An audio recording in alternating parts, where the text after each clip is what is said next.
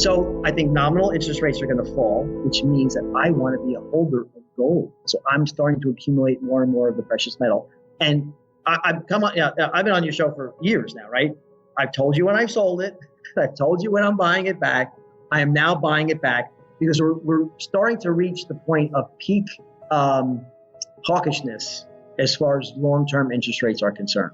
So I'll be more of a buyer of long bonds, okay, rather than a seller into this panic, because the Fed. I just laid out the scenario very succinctly on this interview. The Fed can't move very far. They moved 5 or 7 times this year. Well, 2-year Treasury note is already at 1.2%. So they're already pricing in, and the Fed funds futures market is already priced in 4 or 5 rate hikes.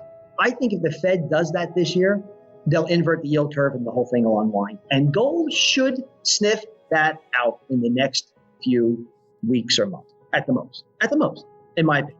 Everyone seems to have gotten the silver price wrong so far. What's different this time? Well, I'm one of those people who has not gotten the silver price wrong.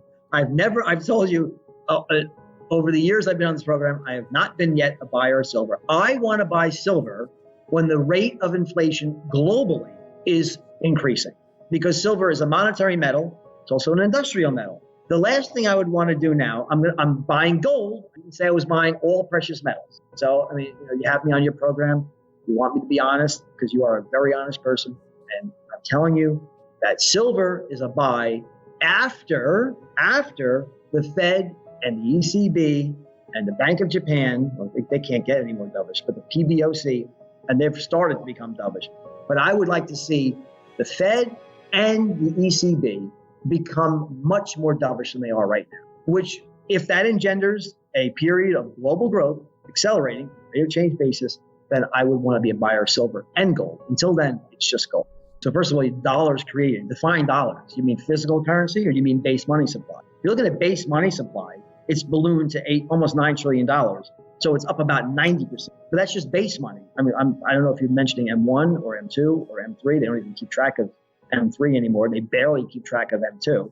When you look at the velocity of money, it's velocity based on the monetary base. Well, that's declining because GDP growth is slow, and you've increased the amount of the monetary base to such a huge amount, it's crashing. So that's telling me 2 things. The monetary base has been blown up to the moon, but the velocity of money is slowing because economic growth is slowing.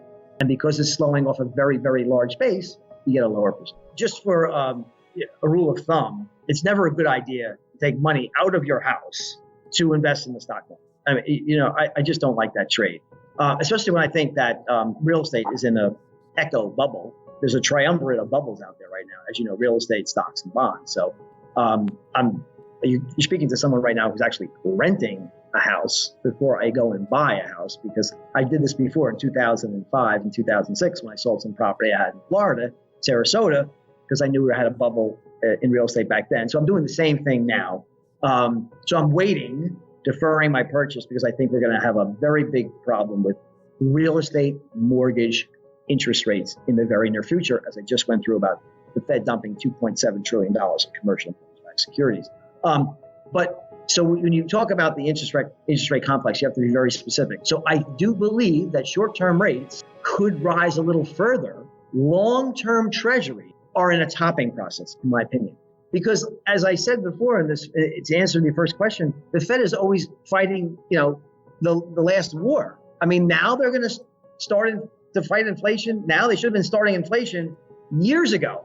Right after we had a vaccine come out, that was a great time to end quantitative easing. But they kept up $120 billion a month for way too long, many, many, many quarters too long. And we won't even talk about with Ben Bernanke. He wrote a book about the courage to act, the courage to destroy the middle class is what the book should have been called. So I'm looking for long-term treasuries to act a lot better and a lot different than junk bonds and commercial CMBS, commercial mortgage-backed securities, and residential mortgage-backed securities.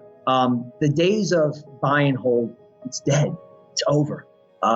You're going to have more and more iterations of a collapse of the boom-bust cycle. So the boom is, massive increase in asset prices, followed by very trenchant, steep collapses of the same, followed by more of a, attempt to reinflate things. as we've waxed further and further away from a real economy. Before we continue, help us clicking that YouTube like button and subscribe now to our channel. This shows the algorithm that you valued this information. And it helps us spread that message. Sharing is caring. And now, let's continue.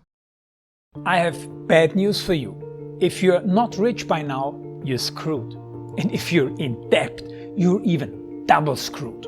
How so, you might wonder? Well, the sad truth is that you're working your whole life to make someone else rich. The mega corporations, the banks, the politicians, everyone is getting richer. They get your money. And what is even worse, they get your time, they get your life. You are not even in a rat race, you're in a financial prison. But what could a solution for you look like? Honestly, I don't know, but I know what a solution for me would look like. It's very simple. I use whatever money I have and I multiply it with 1,000. This could make my life much easier and probably yours as well. If you have $1,000 available and multiply this with 1,000, I believe that this could solve some financial issue for the one or the other. Of course, if you're ugly, you would have to multiply it with much more than 1,000.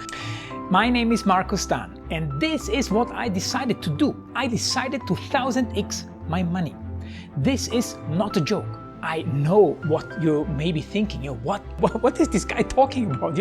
How should this work? This is not possible. Well, I made a detailed video where I laid out my plan. And some clever folks might even want to look at this plan and copy it and do exactly what I do. This is just a little hint on the side. You have two options. You leave, you forget what you have seen.